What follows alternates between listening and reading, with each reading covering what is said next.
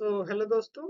तो आज summer camp series का चौथा लेक्चर है और आज हम लोग पढ़ेंगे कार इंजन पार्ट्स के बारे में। ठीक है।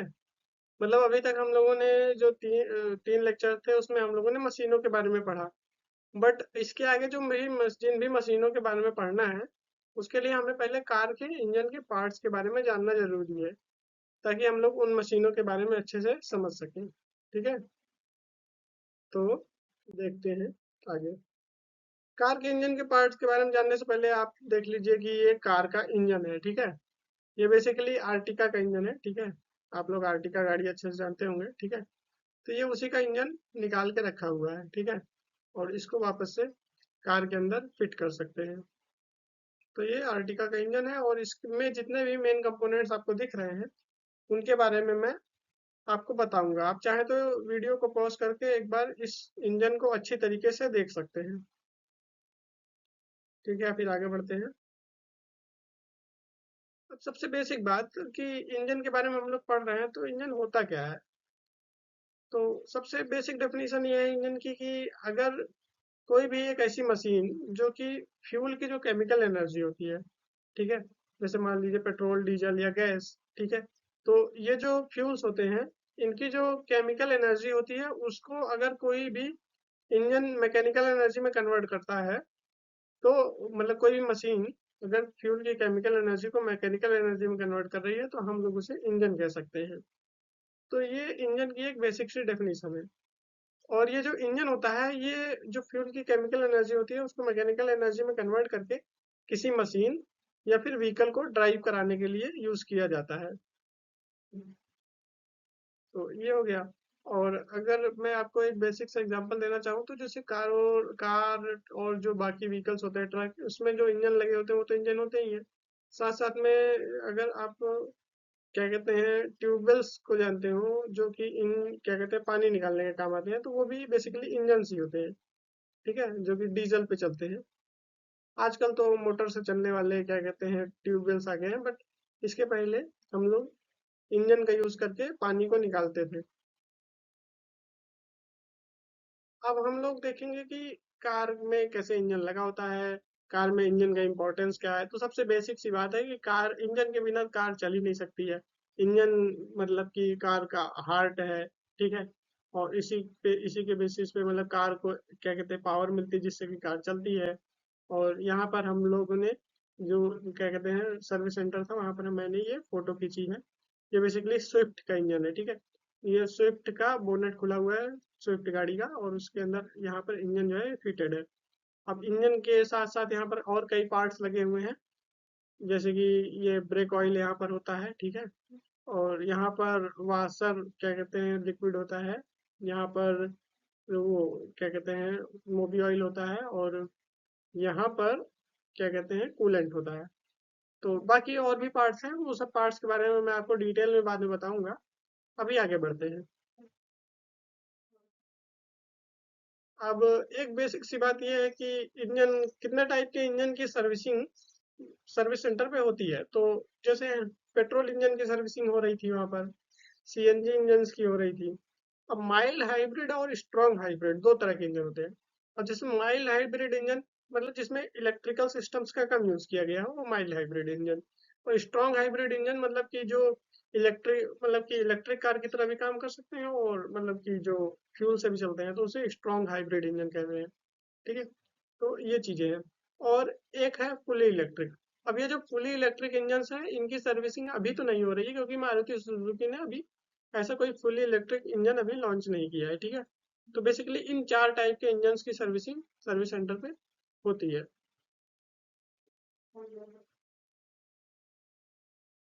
अब हम लोग इंजन के पार्ट्स को देखते हैं। इंजन के पार्ट्स में सबसे पहला जो सबसे बड़ा पार्ट है ये है इंजन ब्लॉक। अब ये इंजन ब्लॉक जो होता है ये सबसे बड़ा पार्ट होता है और इंजन की मेन बॉडी होती है। और इसी के साथ बाकी पार्ट्स भी फिट किए जाते हैं। ठीक है। The engine block is the main body of the engine that holds cylinder and other parts. अब ये जो इंजन ब्लॉक होता है इसके अंदर सिलेंडर होता है। ये देखिए जो होल्स आपको दिख रहे हैं ये, एक मिनट में थोड़ा मार्कर ले लेता हूँ। हाँ। तो ये जो होल्स आपको दिख रहे हैं, ये जो होल्स हैं ये सिलेंडर है। ठीक है, जो कि इंजन ब्लॉक के अंदर लगे हुए, ये पूरा इंजन ब्लॉक है। और इसी इंजन ब्लॉक के ऊपर और भी पार्ट्स फिटेड होते हैं।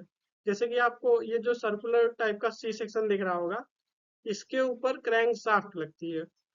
ठीक है, और यहाँ पर ये जो दो होल्स दिख रहे हैं, यहाँ पर ये क्रैंक शाफ्ट का कैप लगता है, जिससे कि वो क्रैंक शाफ्ट जो है वो इंजन ब्लॉक के साथ फिक्स हो जाता है और रोटरी मोशन करता है बाद में। अब इंजन ब्लॉक का एक और थोड़ा क्लियर व्यू, वो थोड़ा सा वो मतलब कि हम लोगों ने देख लिया था कि एक डाउन साइड से व्यू देखा था, और ये जो है ये टॉप व्यू है। ठीक है, अब ये जो टॉप व्यू है, इसमें भी आप देख सकते हैं ये जो है सिलेंडर के लिए बोर्स हैं। ठीक है, या फिर इसको सिलेंडर बोल सकते हैं, सिलेंडर बोर है ये। ठीक है, इसके अंदर ही पिस्टन जो है वो डाला जाता है, इसके अंदर पिस्टन होता है। ठीक है, और इसके अलावा यहाँ पर ये जो पैसेजेस दिख रहे हैं ऐसा वी टाइप के, ये वाटर पैसेजेस हैं। ठीक है, वाटर जैकेट्स भी कह सकते हैं इसे। तो ये जो ये वाटर जैकेट्स होते हैं, इनके अंदर कूलेंट बहता है या फिर वाटर। ठीक है, वाटर तो नहीं होता है बेसिकली, वाटर के साथ वो एंटी फ्रीज मिला होता है, तो जिसे हम लोग कूलेंट कहते हैं। और उससे जो है इंजन को ठंडा करने में हेल्पफुल रहता है ये चीज। ठीक है, तो ये वाटर पैसेजेस होते हैं जो कि अंदर पूरे फैले रहते हैं इंजन ब्लॉक के अंदर। ठीक, और डेक सरफेस मतलब ये जो ऊपर वाला सरफेस है, इसे हम लोग डेक सरफेस कहते हैं। और कैम शाफ्ट हाउसिंग, अब ये जो हाउसिंग है इसके अंदर कैम शाफ्ट होता है। अब कैम शाफ्ट क्या होता है, कैम शाफ्ट के बारे में मैं आपको डिटेल में बाद में बताऊंगा, बट ऐसा जान लीजिए कि जो कैम शाफ्ट होता है उससे क्या कहते हैं, इनलेट और एग्जॉस्ट जो वाल्व्स होते हैं, जिससे कि क्या कहते हैं इनलेट पोर्ट खुलता है और एग्जॉस्ट पोर्ट खुलता है, वो सब के लिए कैम शाफ्ट होता है। ठीक है, तो वही इनलेट और एग्जॉस्ट पोर्ट को खोलता है। और यहाँ पर ये ब्लॉक माउंट्स है। ठीक है, ये जो ब्लॉक माउंट्स है इनके थ्रू हम लोग ये जो इंजन ब्लॉक है, ठीक है, उसको हम लोग फ्रेम से माउंट कर देते हैं, मतलब कि उसमें फ्रेम में लगा देते हैं। तो ये चीजें हो गई, ये इंजन ब्लॉक है। अब यहाँ पर मैंने और तरह के इंजन ब्लॉक्स दिखाए, जैसे मान लीजिए कि एक वी वी शेप का इंजन है, तो उसमें देखिए जैसे यहाँ 4 सिलेंडर है, इसके इधर भी 4 सिलेंडर होंगे, तो इसके लिए ऐसा इंजन ब्लॉक होगा। ये एक इंजन ब्लॉक है और ये एक इंजन ब्लॉक है। ठीक है, तो अलग अलग स्पेसिफिकेशन वाले इंजन के लिए अलग अलग तरह के इंजन ब्लॉक होते हैं। तो ये हो गया। अब जो नेक्स्ट पार्ट है इंजन ब्लॉक के बाद, वो है सिलेंडर एंड पिस्टन। ठीक है, सिलेंडर को मैंने बताया कि इंजन ब्लॉक में कहाँ पर होता है।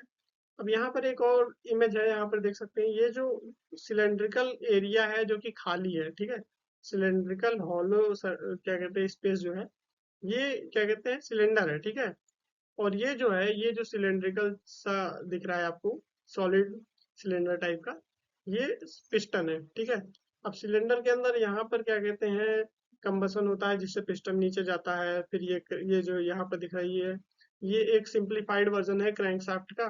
ठीक है, तो ये क्रैंकशाफ्ट रोटेट करती है, फिर पिस्टन ऊपर जाता है, फिर नीचे आता है। ठीक है, और फिर क्रैंकशाफ्ट रोटेट करती है, तो ऐसे ऐसे काम करता है। तो यहाँ पर एक सिंप्लीफाइड सा डायग्राम है सिलेंडर और पिस्टन का, जो कि आप देख सकते हैं। ठीक है, अब इसको पढ़ लीजिएगा, hollow space for piston movement. ठीक है, पिस्टन के मूवमेंट के लिए जो हॉलो स्पेस है उसे सिलेंडर कहेंगे।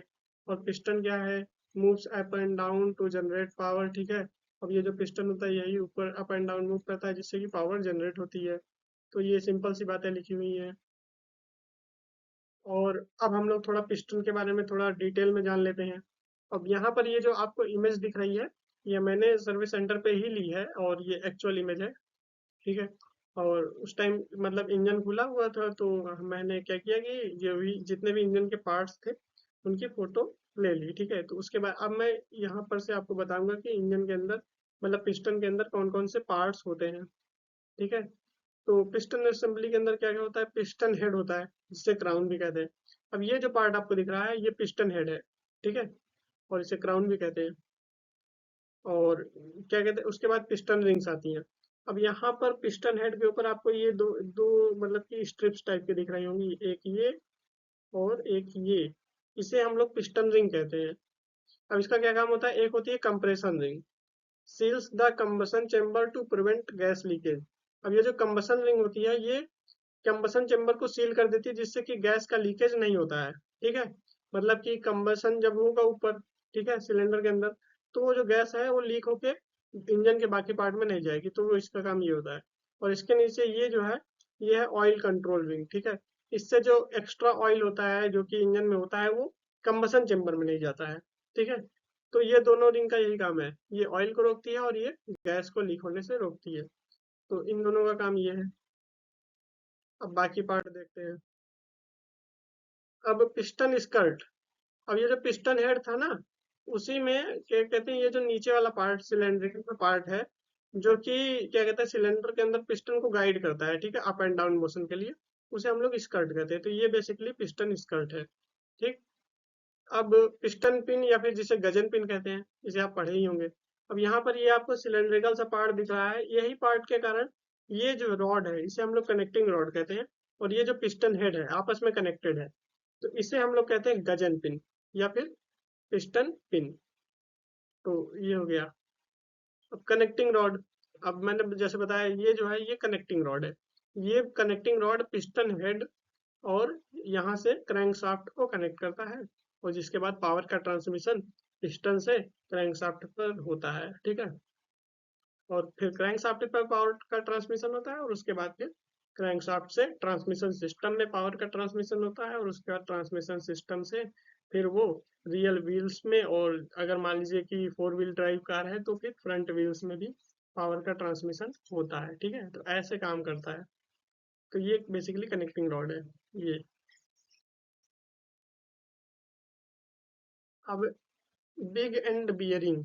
अब ये क्या है, houses the crankshaft general enabling smooth rotation, ठीक है। अब ये जो क्या कहते हैं आपको दिख रहा है ना सर्कुलर सा होलो स्पेस, ये बिग एंड बियरिंग है। और ये जो है ये क्रैंक शाफ्ट से लगते हैं, ठीक है, जिससे कि क्या कहते हैं क्रैंक शाफ्ट जो है वो स्मूथली रोटेट करता है, और जो रेसिप्रोकेटरी मोशन है वो मतलब कि रोटरी मोशन में कन्वर्ट किया जाता है, ठीक है। तो ये है बिग एंड बियरिंग। तो ये हो गया। अब देखिए, ये चीज आपने पहले भी पढ़ रखा होगा कि कैसे क्या कहते हैं पिस्टन का मतलब कि इंजन के अंदर क्या फंक्शन होता है। तो एक बार इसको बस ऐसे जल्दी से रिवाइज कर लीजिए कि during the intake stroke the piston moves down to allow the air fuel mixture into the cylinder. मतलब कि इनटेक स्ट्रोक जब होता है, ठीक है, तब क्या होता है पिस्टन डाउन नीचे की तरफ आता है, और उसके बाद फिर जो एयर और फ्यूल का मिक्सचर है वो अंदर आता है, ठीक है। उसके बाद फिर कौन सा स्ट्रोक होता है, कंप्रेशन स्ट्रोक होता है। उसमें क्या होता है कि पिस्टन वापस से अपवर्ड मूव करता है, और जो इनलेट और एग्जॉस्ट वाल्व होते हैं दोनों बंद रहते हैं, ठीक है। उसके बाद जब वो अपवर्ड मूव करता है, और जब क्या कहते हैं मतलब कि वो जो सिलेंडर होता है उसमें एयर और फ्यूल का मिक्सचर कंप्रेस होने लगता है, तो उस टाइम फिर इग्निशन हो जाता है, ठीक है, इग्नाइट कर देते हैं स्पार्क प्लग की हेल्प से, ठीक है। तो जब इग्निशन हो जाता है तो पिस्टन वापस से नीचे आता है, और जब वापस से नीचे आता है तो पावर ट्रांसमिट करता है क्रैंकशाफ्ट को, ठीक है, और उसे हम लोग बोलते हैं पावर स्ट्रोक, ठीक। तो ये चीजें हैं। और फाइनली एग्जॉस्ट स्ट्रोक होता है, जब क्या कहते हैं पावर ट्रांसमिट हो जाती है, पिस्टन नीचे आ जाता है, और पूरा एयर फ्यूल का मिक्सचर बंद हो जाता है। तो जो एग्जॉस्ट गैसेस रहती हैं वो एग्जॉस्ट वाल्व के थ्रू बाहर निकल जाती हैं, और पिस्टन जब ऊपर आता है वापस से, तो एग्जॉस्ट वाल्व के थ्रू जो एग्जॉस्ट गैसेस है वो बाहर निकल जाती है। तो इसे आप पढ़ लीजिएगा एक बार। अब इसके बाद क्रैंक शाफ्ट। पिस्टन हो गया, अब क्रैंक शाफ्ट को देख लेते हैं।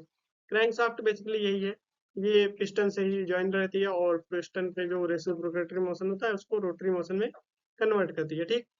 तो यही चीज यहाँ पर लिखा भी हुआ है, तो इसको अच्छे से देख लीजिए। ये एक्चुअल पिक्चर्स हैं जो कि मैंने सर्वे सेंटर पे खींची हैं, ठीक है। क्रैंक शाफ्ट के जो पार्ट्स है, मेन पार्ट्स क्या कौन से हैं, मेन जर्नल जो है ये वाले पार्ट है, ये वाला पार्ट, ये वाला पार्ट, ठीक है। ये पार्ट और ये पार्ट, इन्हें हम लोग मेन जर्नल कहते हैं, ठीक है। ऐसा क्यों कहते हैं, ये जो होता है ना, ये इंजन ब्लॉक से कनेक्टेड रहता है, इंजन ब्लॉक से कनेक्टेड रहता है, और यही इसी के अबाउट जो है पूरा क्रैंकशाफ्ट रोटेट करता है, इसके इसके और इसके अबाउट, ठीक है। इसलिए हम लोग इसे मेन जर्नल कहते हैं, ठीक है। और उसके बाद क्रैंक पिंस या फिर रॉड जर्नल्स। अब ये जो क्रैंक पिंस हैं, ये इसको कहते हैं, ये इसको और इसको, इसे हम लोग क्रैंक पिंस कहते हैं। इससे जो कनेक्टिंग रॉड होती है वो कनेक्टेड रहती है, इससे इससे और इससे, ठीक है। अब देख सकते हैं ये जो क्या कहते हैं मेन जर्नल है, इससे थोड़ा सा मतलब कि डिस्प्लेस होके लगी हुई है, ठीक है, ये तो यहाँ से हम बेसिकली कनेक्टिंग रॉड कनेक्टेड रहती है, ठीक। और कनेक्टिंग रॉड मतलब पिस्टन की कनेक्टिंग रॉड, ठीक है, पिस्टन की कनेक्टिंग रॉड इससे कनेक्टेड रहती है, ठीक है। और इसके बाद क्रैंक वेब्स। अब क्रैंक वेब क्या है, मतलब ये जो मेन जनरल है और ये जो क्रैंक पिन है, अगर इन दोनों को आपस में कोई जोड़ रहा है तो कौन जोड़ रहा है, ये जोड़ रहे हैं, ये पार्ट, ये पार्ट, ये पार्ट और ये पार्ट, ठीक है। तो ये जो पार्ट्स हैं इन्हें हम लोग कहते हैं क्रैंक वेब। ये सारे पार्ट्स कौन से हैं, ये क्रैंक वेब है, जो कि मेन जर्नल और क्रैंक पिन को आपस में जोड़ते हैं, ठीक है। तो ये हो गया। अब उसके बाद काउंटर वेट्स। काउंटर वेट्स क्या है, अगर आप देखें तो क्रैंक पिन के अपोजिट साइड पे यहाँ पर थोड़ा सा हैवियर करा गया है इसको, क्रैंक वेब को, ठीक है। तो ये जो क्रैंक वेब को इधर हैवी करा गया है तो इस ये काउंटर वेट कहलाता है, ठीक है। ये क्या करता है ना कि जो मोशन होता है क्रैंक शाफ्ट का उसको यूनिफॉर्म करता है और वाइब्रेशन को कम करता है, ठीक है। ऐसा ऐसा इसलिए होता है, जैसे मान लीजिए यहाँ पर पावर लगेगी, ठीक है, जब पिस्टन यहाँ पर पुश करेगा तो ये जो पार्ट रहेगा इसके कारण क्या होगा कि जो मतलब क्या कहते हैं वाइब्रेशन होगा वो कम होगा। ये स्टेबलाइज करने का काम करता है काउंटर वेट, ठीक है। तो इसलिए काउंटर वेट लगा होता है। अब इसके बाद जो एक पार्ट है ये है ऑयल पैसेजेस। ये ऑयल पैसेजेस जो होते हैं वो छोटे छोटे पोर्स टाइप के होते हैं, ठीक है। यहाँ पर एक पोर है, यहाँ पर भी पोर्स हैं, छोटे छोटे होल्स जिसे कहते हैं, ठीक है। तो छोटे छोटे होल्स हैं लेकिन आपको दिख नहीं रहे होंगे, ठीक है। इस इमेज में अच्छे से दिख नहीं रहे हैं, ठीक है। तो वो जो छोटे छोटे होल्स होते हैं उससे बेसिकली लुब्रिकेशन ऑयल डिलीवर होता है, ठीक है। लुब्रिकेशन ऑयल यहाँ यहाँ यहाँ, ठीक है। तो मेन जर्नल और क्रैंक पिन दोनों में ही लुब्रिकेशन ऑयल डिलीवर होता है, जिससे कि जब रोटेट होता है वो क्रैंक शाफ्ट तो वियर एंड टियर नहीं होता, हीटिंग की समस्याएं नहीं होती हैं और फ्रिक्शन भी कम रहता है, जिससे कि आसानी से क्रैंक शाफ्ट रोटेट कर सकता है। तो ये है ऑयल पैसेजेस। अब इस इमेज में मैं आपको ऑयल पैसेजेस को और क्लियरली दिखा सकता हूँ, ये भी क्रैंक शाफ्ट ही है। अब यहाँ पर देखिए ये छोटे छोटे होल्स जो दिख रहे हैं ना, यही है ऑयल पैसेजेस, ये ऑयल पैसेज, ये ये और ये, ठीक है। ये सब इसीलिए होते हैं ताकि फ्रिक्शन को कम करा जा सके और लुब्रिकेशन को बढ़ाया जा सके, ठीक है। तो ये हो गया।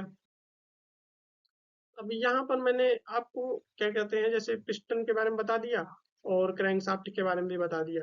तो अब देखिए कि कैसे पिस्टन और क्रैंकशाफ्ट आपस में कनेक्टेड रहते हैं। तो ये पिस्टन है और ये क्रैंकशाफ्ट है।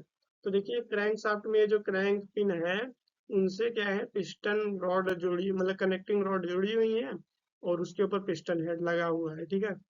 तो ऐसे ऐसे होता है, मतलब जब दो पिस्टन में पावर स्ट्रोक होगा तो दो पिस्टन क्या होंगे, एग्जॉस्ट एग्जॉस्ट स्ट्रोक कर रहे होंगे, ठीक है। मतलब दो पिस्टन जैसे पावर स्ट्रोक के कारण नीचे आ रहे हैं तो दो पिस्टन ऊपर जा रहे होंगे, ठीक है। तो ऐसा होता है, अल्टरनेट चलते हैं इस तरह से। और इसके अलावा भी कुछ पार्ट यहाँ पर आपको दिख रहे होंगे, जैसे कि ये फ्लाई व्हील है। अब ये जो फ्लाई व्हील है इसके बारे में हम लोग नेक्स्ट वीडियो में देखेंगे, ठीक है। और इसके अलावा ये टाइमिंग चेन है, इस टाइमिंग चेन से बेसिकली क्या कहते हैं जो कैम शाफ्ट होता है वो चलता है, ठीक है। अब कैम शाफ्ट क्या होता है, टाइमिंग चेन क्या होती है, ये सब के बारे में हम लोग आगे देखेंगे। ये जो बेल्ट ड्राइव है, यहाँ पर बेल्ट ड्राइव दिख रही होगी, इससे भी इंजन के कई पार्ट चलते हैं, जैसे हम लोग कंप्रेसर, अल्टरनेटर, ठीक है, वाटर पंप, ये सब क्या है, ये सब हम लोग आगे देखेंगे नेक्स्ट वीडियो में। इसको आप अच्छे से देख लीजिएगा वीडियो को पॉज करके, इस फिगर को, इससे आपको काफी कुछ समझ में आ जाएगा, ठीक है। और जो भी डाउट रहेगा वो आप कमेंट सेक्शन में लिख सकते हैं, तो मैं उस चीज पे ध्यान दूंगा और कोशिश करूंगा कि उसको नेक्स्ट वीडियो में बताऊं।